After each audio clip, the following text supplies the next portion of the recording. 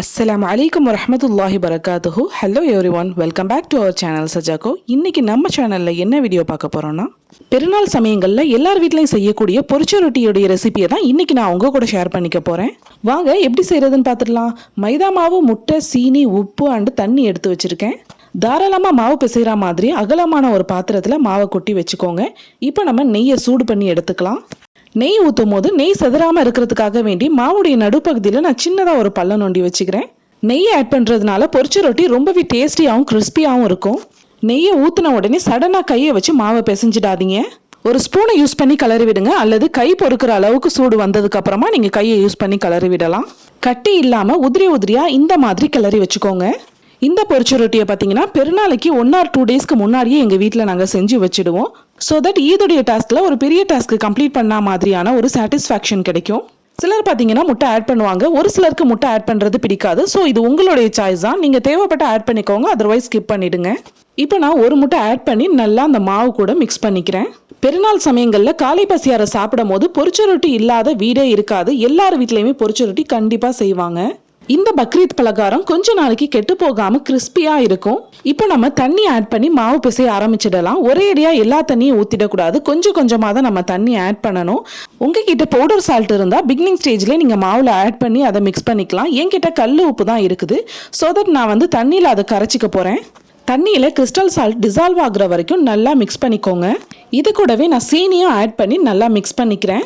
உப்பை கொஞ்சம் கம்மியாக போட்டுட்டு சீனியை கொஞ்சம் ஜாஸ்தியாக போடலாம். அதனால நம்மளுடைய பொரிச்ச ரொட்டி வெறுமனே சாப்பிட்றதுக்கு ரொம்பவே டேஸ்டியாக இருக்கும். தண்ணியில் நம்ம ஆட் பண்ண சால்ட் அண்ட் சுகர் கம்ப்ளீட்டாக டிசால்வ் ஆனதுக்கப்புறம் மாவில் கொஞ்சம் கொஞ்சமாக தண்ணி ஊற்றி பிசைஞ்சு எடுத்துக்கோங்க. சப்பாத்தி மாவுடைய பதத்தில் நல்லா சாஃப்டாக பிசைஞ்சு எடுத்துக்கோங்க. நாளைக்கு பெருநாண்டா இன்னைக்கே பொரிச்ச ரொட்டியை நாங்கள் செஞ்சு வச்சுடுவோம். நம்ம பொரிச்ச ரொட்டி சுடும் போது அதோடைய ஸ்மெல்லு வீடு முழுக்க பரவி இருக்கும். ரொம்பவே டேஸ்டியாக இருக்கும். நான் செய்கிற இதே மெத்தடையை நீங்களும் ஃபாலோ பண்ணி ஒரு தடவை செஞ்சு பாருங்க, கண்டிப்பாக உங்களுக்கு பிடிக்கும். நம்மளுடைய ஃபிங்கரை யூஸ் பண்ணி லைட்டாக அழுத்தி பார்த்தாலே தெரியும், நல்லாவே சாஃப்டாக நம்ம மாவு பிசைஞ்சாச்சு. பிசைஞ்சு வச்ச டவ் மேலே கொஞ்சமாக எண்ணெயை அப்ளை பண்ணி ஒரு காட்டன் டவல் அல்லது ஒரு பாத்திரத்தை வச்சு நல்லா மூடி வச்சுடுங்க. ஒரு 1/2 hour அப்படி டிஸ்டர்ப் பண்ணாமல் மூடி வச்சுடுங்க, இருக்கட்டும். அரை மணி நேரம் ஆச்சு. இப்போ ஓப்பன் பண்ணி பார்க்கலாம் எப்படி இருக்குன்னு. மாவு சூப்பராக ரெடி ஆயிடுச்சு. லைட்டாக அழுத்தி பாருங்க, உள்ளே போயிட்டு மாவு சடனாக மேலே எலும்பி வரும். இதுதான் கரெக்டான பதம். ஃபைனலாக ஒரு முறை நம்ம மாவை லைட்டாக பிசைஞ்சு எடுத்துக்கலாம். ஒரு சிலர் பார்த்தீங்கன்னா சின்ன சின்னதாக பொரிச்ச ரொட்டி செய்வாங்க, இன்னும் சிலர் நல்ல பூரி மாதிரி பெருசாகவே செய்வாங்க. இன்னைக்கு நான் மீடியம் சைஸாக தான் உருண்டைகள் போட்டு வச்சுருக்கேன். சப்பாத்தி மாவு வளர்க்குற மாதிரி ஈவனாக ரவுண்டாக வளர்த்தி எடுத்துக்கோங்க. ரொம்ப திக்காகவும் செஞ்சிடக்கூடாது, அதுக்கப்புறம் வேகிறதுக்கு ரொம்பவே டைம் எடுக்கும். அது மட்டும் இல்லாமல் இந்த மாதிரி ஒரு ஃபோக் ஸ்பூனை யூஸ் பண்ணி மாவுடைய நடுப்பகுதியில் நான் செய்கிற மாதிரியே குத்தி எடுத்துக்கோங்க. இந்த மாதிரி செய்கிறதுனால நம்ம எண்ணெயில் போட்டு பொரிச்சு எடுக்கும் பொழுது பூரி மாதிரி உப்பாமல் இருக்கும். டீப் ஃப்ரை பண்ணுறதுக்காக நான் சன்ஃப்ளவர் ஆயிலை ஒரு பெரிய அகலமான சட்டியில் வச்சுருக்கேன். ஆயில் சூடானதும் ஒரு பிஞ்ச் மாவை போட்டு பாருங்கள், சடனாக அந்த மாவு மேலே எலும்பி வரும். இப்போதான் ஆயில் கரெக்டான டெம்பரேச்சரில் வந்திருக்கு. ஆயில் சீக்கிரமாக சூடாகணுங்கிறதுக்காக வேண்டி ஃபுல்லில் வச்சிடாதீங்க, அதுக்கப்புறமா நம்மளுடைய பொரிச்ச ரொட்டி கருகி போயிடும். கண்டிப்பாக சிம்மில் வச்சு தான் ஸ்லோ குக் பண்ணணும். எண்ணெயில் போட்டதுமே அது உப்பிக்கிட்டு மேலே வரும். அப்போ இந்த மாதிரி தலையில் தட்டி உள்ளே அமுக்கி விடணும். அப்போ தான் நம்ம பொரிச்ச ரொட்டி எண்ணெயை குடிச்சிட்டு உப்பாமல் இருக்கும். நல்ல கோல்டன் ப்ரௌன் வந்ததுக்கு அப்புறமா திருப்பி போட்டுக்கலாம். என்னதான் பெரிய சட்டியாக இருந்தாலுமே ஃபர்ஸ்ட் ஷிஃப்ட் போடும்பொழுது ஒரே ஒரு பொரிச்ச ரொட்டி மட்டுமே ஃப்ரை பண்ணுங்க.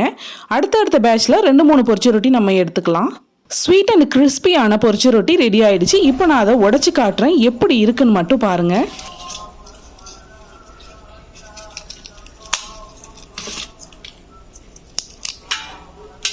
ஃப்ரை பண்ண பொரிச்ச ரொட்டியுடைய சூடு ஆறுனதுக்கப்புறம் ஒரு பெரிய ஏர்டைட் வாளிலையோ அல்லது கவர்லையோ பேக் பண்ணி நம்ம ஸ்டோர் பண்ணி வச்சுக்கலாம். இது ஹஜ்ஜி பெருநாள் டைம்ங்கிறதுனால எல்லார் வீட்லையுமே இறைச்சி ஆனா அடிக்கடி செய்வாங்க. ஸோ இதில் இறைச்சி ஆனா ஊற்றிட்டாலோ அல்லது ரவா கஞ்சி ஊற்றி சாப்பிட்டாலோ செம்ம டேஸ்ட்டாக இருக்கும். கண்டிப்பாக ட்ரை பண்ணிவிட்டு ஃபீட்பேக் சொல்லுங்கள். மறக்காமல் நம்ம சேனலை சப்ஸ்கிரைப் பண்ணிவிடுங்க.